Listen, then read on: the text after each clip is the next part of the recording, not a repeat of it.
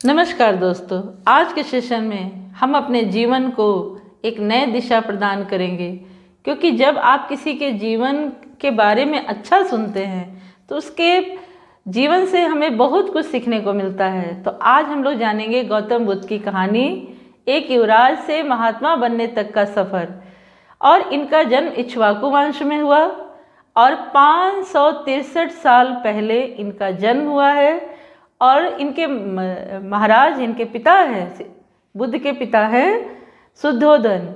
और बुद्ध का जन्म अपने पिता के बुढ़ापे में होता है, चौथेपन में इनका जन्म होता है। और जन्म के साथ ही उत्सव की तैयारी होती है, महलों में चारों तरफ उत्सव मनाया जा रहा है। और जब अभी ये बुद्ध हुए नहीं हैं, अभी ये बच्चे ही हैं, छोटे बच्चे ही हैं, इनका नामकरण संस्कार के लिए महाराज शुद्धोधन ढिंढोरा पिटवाते हैं। चारों तरफ एक शोर का, एक खुशी का माहौल है। और देश देश के राजाओं को ये बुलाते हैं और बड़े बड़े पंडित, विद्वान, ज्योतिष भी आते हैं। तो ऐसे में नामकरण संस्कार होता है। नामकरण में इनका नाम सिद्धार्थ रखा जाता है। और महाराज शुद्धोधन पूछते हैं कि मेरे बेटे का भविष्य बताइए। तो सभी ज्योतिषों ने कहा, महाराज ये तो पूरे विश्व का सम्राट बनेगा, विश्व को ज्ञान देने की बात करेगा। पर वहीं पर याज्ञवल्क्य जी थे। याज्ञवल्क्य जी ने कहा, महाराज यह सम्राट तो अवश्य बनेगा, लेकिन यह बहुत बड़ा सन्यासी बनेगा। महाराज को बहुत चिंता हो गई कि मेरा बेटा क्या सच में सन्यासी हो जाएगा। हम अपने घर में, घर के लोग, घर के बेटे हमारे हैं, उनको हम सन्यासी होते नहीं देख सकते हैं, भले ही पड़ोसी का बेटा सन्यासी हो जाए। तो महाराज ने कहा, हमारा बेटा सन्यासी नहीं बनना चाहिए, क्या उसका कोई उपाय है? तो ज्योतिषों और पंडितों ने कहा कि हाँ, उपाय तो है, उपाय सरल है। सिद्धार्थ के आसपास, जीवन के आसपास कभी कोई दुख नहीं आना चाहिए, कभी कोई व्यथा नहीं आना चाहिए। क्योंकि सिद्धार्थ के जीवन में जब भी दुख आएगा, इसके अंदर वैराग्य उत्पन्न हो जाएगा। तो शुद्धोधन ने कहा कि क्या किया जाए? तो सभी ज्योतिषों पंडितों ने कहा कि षड्यंत्र रचिए, प्रपंच रचिए, इसके आसपास ऐसा माहौल बनाइए जिससे ये इसके सामने मोह माया का झूठा संसार, प्रपंच रचिए। तो इसके लिए शुद्धोधन ने ऐसे मुनादी करवा दी, ढिंढोरा पिटवाया कि इसकी जो हम सिद्धार्थ है, इसको मोह माया की दुनिया में ही रखना है। और ये चारों तरफ से लड़कियों से घिरे रहे, इसे शराब पिलाया जाए। और जो महल थे, महल में ऐसे महल का निर्माण कराया गया जहाँ सर्दी में सर्दी का एहसास ना होता हो, गर्मी में गर्मी का एहसास ना होता हो। इतिहास में आपने पढ़ा होगा तो आप देखे होंगे कि सिद्धार्थ के लिए ऐसे घर का भी निर्माण कराया जा रहा था जहाँ पर सिद्धार्थ को दुख की वेदना बिल्कुल नहीं हो। ऐसा झूठा संसार, प्रपंच रचा गया। धीरे धीरे सिद्धार्थ बड़े हुए और एक समय ऐसा आया जब उस राज्य में युवक महोत्सव था। और युवक महोत्सव में सिद्धार्थ को बुलाया गया था। और राजा ने सारथी से कहा कि सुनो सारथी, सिद्धार्थ जिस रास्ते से गुजरेगा उस रास्ते में कहीं पर पीले पत्ते नहीं दिखने चाहिए, कोई दुख से भरा इंसान नहीं दिखना चाहिए, कोई वृद्ध व्यक्ति नहीं दिखना चाहिए, कोई शमशान नहीं दिखना चाहिए। क्योंकि इसे देखते ही हो सकता है कि सिद्धार्थ के अंदर वैराग जन्म ले लेगा। अब सिद्धार्थ अपने सारथी के साथ निकलते हैं और रास्ते में थोड़ी दूर आगे जाने के बाद उन्हें एक वृद्ध व्यक्ति दिखाई देता है। वृद्ध व्यक्ति दिखाई देने पर वो झुक कर चल रहा है। तो उन्होंने कहा कि सारथी रथ रोको, ये बताओ ये व्यक्ति झुक कर क्यों चल रहा है? तो सारथी ने कहा कि महाराज ये बूढ़ा हो गया है, बुढ़ापे की अवस्था है, इस कारण ये झुक कर चल रहा है। तो सिद्धार्थ ने सारथी से पूछा कि क्या मैं भी बूढ़ा हो जाऊंगा?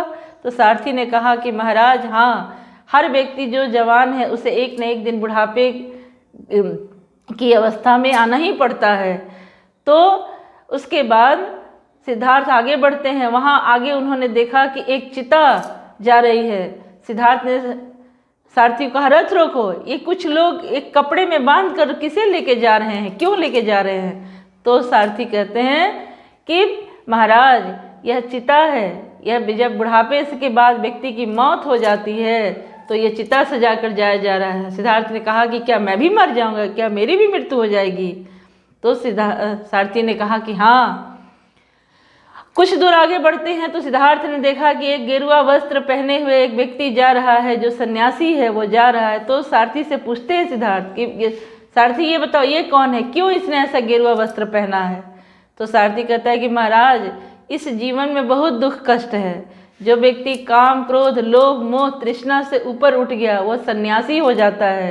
यह सन्यासी है, इसलिए इसने ऐसे गेरुए वस्त्र धारण किए हैं।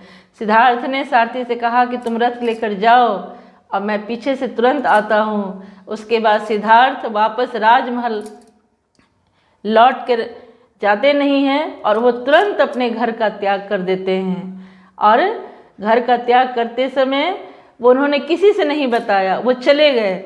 और जब 12 वर्ष के बाद जब सिद्धार्थ वापस आते हैं तो उनकी पत्नी जो होती हैं यशोधरा, वो शिकायत करती हैं, वो दुख करती हैं, उनके सामने विलाप करती हैं कि आप तो सारी जिम्मेदारियों से मुंह मोड़कर चले गए।